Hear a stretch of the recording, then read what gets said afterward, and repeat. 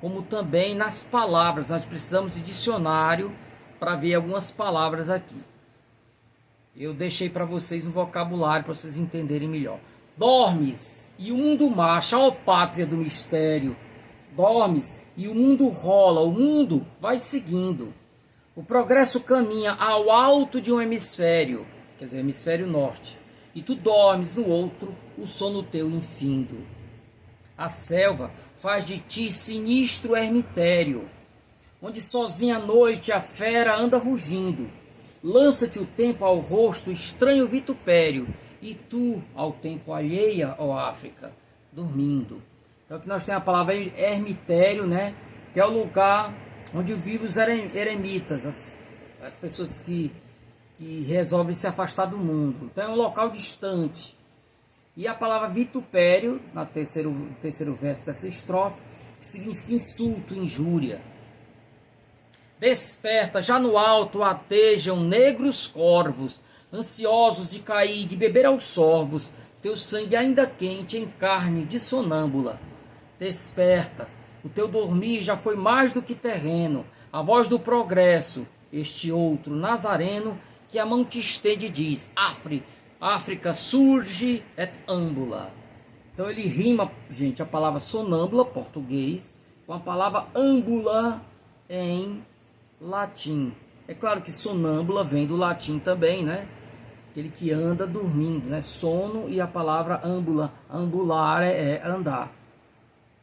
Mas ele faz essa rima corvos e sorvos, que é uma rima dificílima, gente, né? Eu milito com a rima o tempo todo, é uma rima muito difícil, né? Bom, então, gente, vocês observem que já é um poema cerebral, né? Esse segundo momento já é um momento que requer uma certa erudição, né? Lembrem que Rui Noronha era formado em Direito, era jornalista, era uma pessoa muito culta, né? Então nós já temos aqui, em termos de trabalho estético, um acabamento mais rebuscado em relação ao período anterior. O terceiro período da literatura moçambicana, gente, vai de 46 a 63, e é quando surge a literatura de fato. Até aí nós temos a literatura colonial, aquela literatura que expressa o ideário do colonizador. Não é o que vimos em Rui de Noronha. Rui de Noronha, embora do período anterior, ele já antecipa, gente, ele já tem essa percepção, né, essa necessidade da África se libertar. Por isso mesmo ele foi visto como um pioneiro pelas gerações que se seguem. Noemi de Souza, um excelente poeta, ela o tem como esse cidadão que abriu, né, abriu as veredas para que os outros viessem. Tem um poema lindo, lindo, que ela escreve para ele. Mas voltando aqui, então, esse terceiro período da literatura africana, o terceiro dos 5 que veremos, é o período em que a literatura moçambicana de fato tem início. Uma literatura que vai trazer o ponto de vista dos colonizados. Então, essa literatura, gente, tem, entre outros autores, Noemi de Souza, que eu acabei de destacar, o José Craveirinha e Rui Nogar, Rui Nofle, Rui Guerra, entre outros. Ok? Então, essa é uma literatura que ela vai estar embalada, ou ela vai estar orientada pelo neorrealismo. Já vimos isso lá em Agostinho Neto, em Angola. Então aqui nós teremos o neorrealismo, que é aquela literatura, tal como a nossa segunda geração modernista brasileira, uma literatura de denúncia, uma literatura que toma o partido dos que são explorados pelo patrão, não é? Então essa literatura desse terceiro período é orientada pelo neorrealismo e também pela negritude. Só que uma negritude, principalmente no caso de Noemi de Souza, a gente vai ver, uma literatura instintiva. Mas eu vou falar sobre isso com calma, não se apoquentem, ok? Bom, O autor de destaque que eu trouxe foi o Rui Knopfler. O Rui Knopfler, gente, ele procurou fazer um diálogo entre a literatura portuguesa e a anglo-americana, né? Então ele procurou essa literatura que dialogasse, uma literatura mais cosmopolita. Então você tem, pelo próprio título das obras dele, você vê essa relação, esse diálogo com a literatura estrangeira. Por exemplo, A Ilha de Próspero, 1972, ele vai chamar Moçambique como a Ilha de Próspero. Só para lembrar, Próspero era um personagem de uma das peças do Shakespeare, para alguns a última, chamado A Tempestade. Próspero e a filha, Miranda, são colocados no navio pelo irmão e são postos a ficar à deriva porque o irmão se usurpa o trono dele. E aí ele chega a uma ilha onde há dois seres, né? Um Ariel, que é o espírito invisível dos ventos, e o outro é o Caliban, um gigante descomunal. E ele, como tinha conhecimento de ciências ocultas, consegue dominar esses dois espíritos. Pois bem, então a Ilha de Próspero já é uma referência a esse diálogo aí com a literatura estrangeira, né? Ok? Então, do Rui Knopfler, gente, eu trouxe um poema muito bonito que eu acho, chamado Testamento. Se por acaso morrer durante o sono, não quero que te preocupes inutilmente. Será apenas uma noite, sucedendo-se a outra noite, interminavelmente. Aqui, gente, é uma alusão clara a outra peça de Shakespeare, chamado Hamlet, o famoso monólogo Ser ou Não Ser. Aquele famoso monólogo, muito citado, mas pouco lido, o Hamlet faz a seguinte reflexão: o que é que vem depois da morte? Se fosse só um sono, um eterno dormir, que se não houvesse punição depois da morte, ninguém sofreria dor, ninguém sofreria um pesar. Com o primeiro punhal ele acabaria com o seu pesar, o seu desespero. Só que como não sabemos o que vem depois da morte, a mão refreia-se covardemente, a mão que segura o punhal. Então não temos coragem de nos matar. Então, ser ou não ser, eis a questão, ele quer falar se a morte é um sono eterno, apenas um eterno dormir, ou não, né? Infelizmente, ninguém que veio, palavras dele, do outro mundo, veio até nós dizer como é o outro mundo. O que é uma contradição, porque a peça é exatamente sobre a alma do pai dele que vem falar com ele, como ninguém veio. Mas voltando para cá. Então, se por acaso morrer durante o sono, não quero que te preocupes inutilmente. Será apenas uma noite, sucedendo-se a outra noite, interminavelmente. Então aqui ele responde o monólogo: é só um eterno dormir. Se a doença me tolher na cama e a morte aí me for buscar, beija, amor, com a força de quem ama, estes olhos cansados no último instante. Se pela triste monotonia do entardecer me encontrar estendido e morto, quero que me venhas ver e tocar o frio e sangue do corpo. Até aqui, pessoal, nós estamos falando da morte individual, o indivíduo morrendo. Ou morreu durante o sono, ou morreu de doença, ou morreu de tristeza. Mas agora ele vai falar de um quarto tipo de morte. Se pelo contrário morrer na guerra e ficar perdido no gelo de qualquer Coreia, quero que saibas, amor, quero que saibas, pelo cérebro rebentado pela seca veia, pela pólvora e pelas balas entranhadas, na dura carne gelada, que morri sim, que me não repito, mas que ecoou inteiro na força do meu grito. Aqui, gente, nós estamos falando da morte, não mais de um indivíduo, mas de alguém que representa uma coletividade. Morrer na guerra é a morte épica, né? É alguém que foi lá para defender os interesses da tribo, da nação. Portanto, é a morte do herói. Então, esse herói ele diz: morri sim, me não repito. Quer dizer, ele não acredita numa reencarnação, nada disso. Mas ele acredita no símbolo. Ele como símbolo.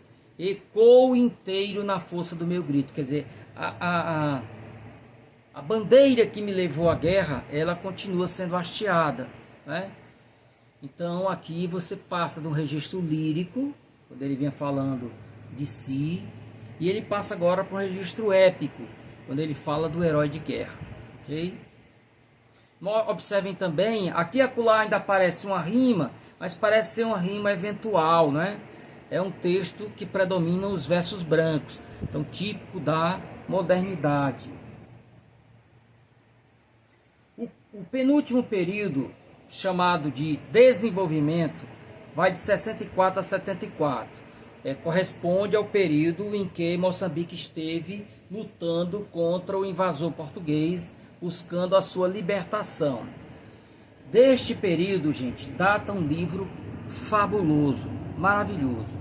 É o livro de 1964, 2014, quando houve o aniversário de 50 anos do livro, houve congresso no mundo todo, né? Falando sobre esse livro. O Bernardo Ruana, que escreveu este livro, só escreveu esse livro. Mas é um livro espetacular, são contos curtinhos, né? Nós vamos falar sobre esse livro, contos curtinhos, em que mostra o período antes da independência, quando ainda não havia as condições objetivas para a luta armada, e as pessoas, mesmo em estado de opressão, mesmo em estado de impotência, já demonstram em si, né, o que a gente chama de o potencial, né? Faltava esse potencial, né? Vira ato, potência e ato. Então o potencial de insurreição já estava ali. Você vê os personagens tentando se insurgir, mas com pouca força. As suas manifestações às vezes são até patéticas. De toda forma, é um livro importantíssimo, né? Então nós temos aqui um texto que está totalmente atrelado, não apenas esse, mas os textos do período atrelado a essa luta pela emancipação política, ok? E finalmente o último período, eu diria penúltimo, não é? Porque nós vivemos um novo período na literatura agora, uma literatura mais cosmopolita, em que os fantasmas do período em que foi colônia já foram vencidos, esses problemas já não são mais fantasmas. Então Moçambique hoje traz um discurso cosmopolita, né? Ele vai investir em questões de Moçambique, sim, mas que tem que podem ser lidas como o problema de todos nós, né? Então, se você lê, por exemplo, o Mia Couto, que faz parte tanto desse quinto período como do período sexto, que nós não vamos tratar, que é o período atual. Se você lê, por exemplo, o Mia Couto, você vê que mesmo falando de Moçambique, né, o texto dele é universal. Mas chegamos aqui ao quinto período, que corresponde com os primeiros anos após a independência, que infelizmente vão pegar também a guerra de 16 anos, a guerra civil. Então, após a independência, passam a ser publicados muitos textos que estavam esquecidos nas gavetas, reavivando vários autores de períodos anteriores e trazendo novos autores. Vai ser nesse período, gente, que vai surgir uma revista muito importante chamada Charrua, né? A revista Charrua foi publicada pela Associação dos Escritores Moçambicanos, que surgiu em 1982. Por essas páginas vão aparecer nomes como o de Mia Couto, e é exatamente ele que eu destaquei. Mas não o Mia Couto da prosa, o Mia Couto do livro Raiz de Orvalho, que é de 1983. Então eu trouxe para vocês, para encerrar essa introdução, um poema dele chamado Companheiros. Olha o que ele diz: quero escrever-me de homens, quero calçar-me de terra, Quero ser a estrada marinha que prossegue depois do último caminho.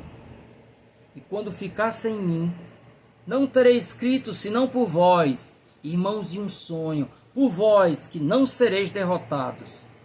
Deixo a paciência dos rios, a idade dos livros, mas não lego mapa nem bússola, porque andei sempre sobre meus pés e doeu-me às vezes viver.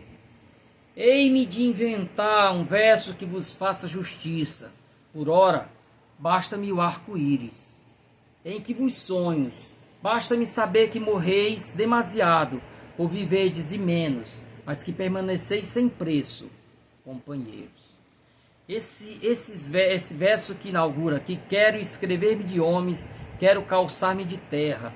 Quer dizer, a palavra de Mia Couto não é só palavra. Ele não escreve apenas um poema, mas um testemunho de uma dor coletiva. Quero escrever-me de homens, quer dizer, eu quero que o meu poema ele traduza, não é, a dor do meu povo. Quero calçar-me de terra, fala do caráter telúrico, que não é apenas da poesia, mas de toda a prosa, esse amor intenso pela sua terra, né, pelo seu país. Quero ser a estrada marinha que prossegue depois do último caminho, fala da utopia. Então é um texto, Mia Couto, ele não vai trazer apenas as dores do povo, mas também o sonho, né? Essa expectativa de um novo ser, ok? Bom, mais um poema dele, gente, chamado Identidade. Preciso ser um outro para ser eu mesmo. Sou grão de rocha, sou o vento que a desgasta. Sou pólen sem inseto. Sou areia sustentando o sexo das árvores. Existo onde me desconheço, aguardando pelo meu passado, ansiando a esperança do futuro. No mundo que combato, morro. No mundo porque luto, nasço, né? Então há muito de Heráclito aqui, a ideia de não poder tomar banho 2 vezes no mesmo rio. Toda essa reflexão sobre a identidade, preciso ser um outro para ser eu mesmo, né? Nós somos feitos dessa coletividade. E ao mesmo tempo a ideia da esperança do futuro, né? O sexo das árvores, a areia sustentando o sexo das árvores, apela para esse lado telúrico dele. É muito interessante que o título seja Identidade, né? Porque fala do eu, indivíduo, mas ao mesmo tempo do eu coletivo, ok? Então aqui nós encerramos o primeiro bloco da nossa videoaula e agora passamos imediatamente a tratar da poesia de Moçambique. Veremos os primeiros autores.